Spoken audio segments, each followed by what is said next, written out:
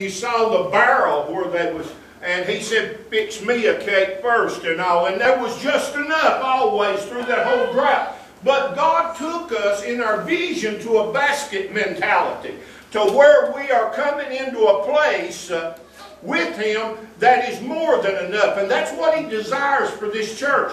They may be just a few right now, but when we step into this basket mentality, what am I talking about? I'm talking about when we come to the place with God that it's not about these four walls anymore. It's about when doors open, take this step of faith. He is a rewarder of them that diligently seek Him. When we know that He is God and He has spoken, and we step out in faith believing God will, everything will not be just enough. There'll be more than enough to take us on to another level and another level and another level. If we look at the finances will not do it. But God will do it if He opens the doors. Can you understand this morning? This is what it's all about. This is what it's all about. Now I want to ask you something in your life right now. And we're going to go there.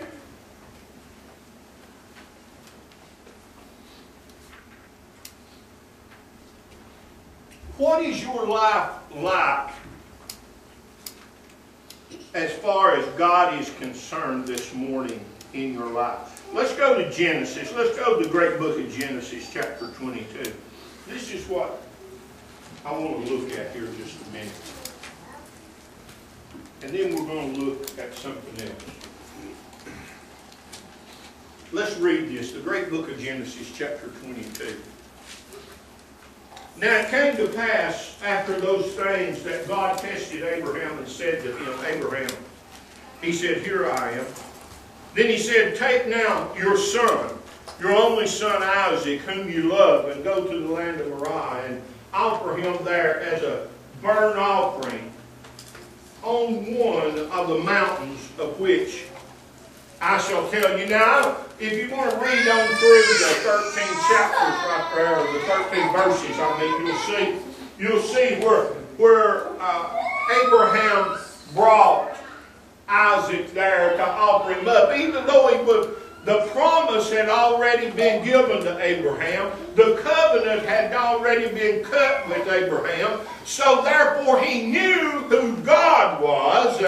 And because he knew who God was, he went ahead and acted in faith and done exactly what God said do. So he brought his son, and he told him before he went up the mountain, he said, my son and I, we will return, you see. Even though he knew he had to offer Isaac up, you see. And he was there, and Isaac said, we have the wood and we have the fire, Dad, but where is the sacrifice? And he said, God will provide. Hallelujah. Can you understand today that God will require? There is a visitation. Now this is where I want to go with you. And this deals with the church, and this deals with you individually today. When God visited Abraham there, the covenant had done been cut.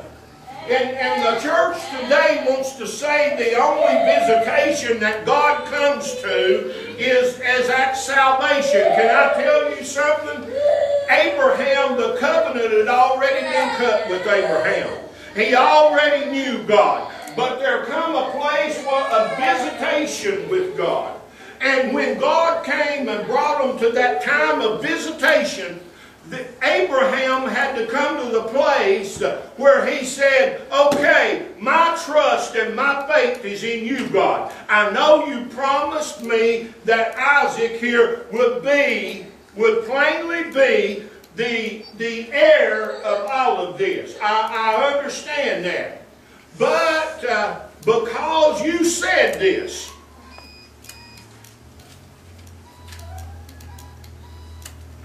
where are you at in visitation with God right now? Can I tell you something? I want to show you something else. Let's go to the great book of Luke just a minute. The great book of Luke. Chapter 19, please. Book of Luke.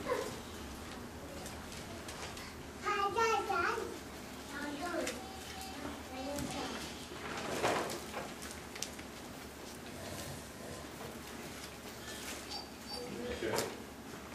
Let's start with verse 44. No, 41. Great book of Luke, verse 41. Now as he drew near, he saw the city and wept over it, talking about Jerusalem here. Jesus did.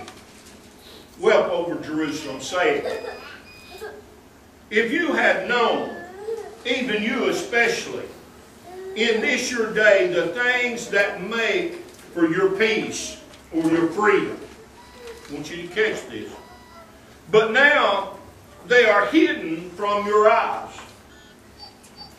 For days will come upon you when your enemies will build an embankment around you, surround you, and close you in on every side, and level you and your children within you to the ground, and they will not leave you one stone upon another, because you did not know the time of your visitation. Can I tell you something? There is a time in your life, even other than salvation, that is a visitation from God. And when you come to the time, always remember and know that when you are in a visitation from God. Our church right now is in a visitation from God. If we do not see that we have come to a visitation with God, then we will come to a place to where everything will come against us. Can I talk to you right now? What did he say right here? Don't worry about those kids. They're not bothering me. I can get loud. I can get loud. We love them. We love them. Just want you to know that. For days will come upon you when your enemies will build an embankment around you and surround you and close you in on every side. Have you ever been to the place and you had a visitation with God? God wanted you to move in a situation. He wanted you to do something, and you did not move, and all of a sudden it seemed like all hell come against you, that you was surrounded on every side. It didn't matter what you done. It seemed like you could not get ahead. Can I tell you, this is what happened to Israel here? Because Jesus even wept over Jerusalem. He said, oh my goodness, you don't have a clue what's headed towards you. Can I tell you something this morning? When God is knocking on your heart's door, whether it is in salvation or whatever it is in, when God is knocking on your heart's door and there is a visitation, you better move or there is a price to pay. This is good preaching. It may not be what you want to hear. That's the reason I keep pressing toward this. I know you get tired of hearing about this TV ministry, but I'm telling you something, I don't want to be in the price to pay. When I offer it up and if you don't take it, it's not going to fall on mine. Can I tell you something right now? I'm talking to you about your life right now. A lot of you are going through things in your life because you're not obedient unto God. When God has opened doors, you didn't go through them. When God has touched your heart and told you to do things, you didn't do them. And what happens? Then a whole embarkment comes against you. Everything the enemy can bring will come against you and try to stop you and destroy you if it can. But let me let you understand something about God. Real quick, this don't have to happen. You see, when God spoke to Abram, He said, go into a country I'll not even tell you anything about. And Abram not even made a covenant with God yet. God had not made one with Abram yet. And he stepped out and he said, but I know the voice of God. And whatever you say, that's what I'm going to do. So I'm going to do this. And God blessed him. Going up that mountain,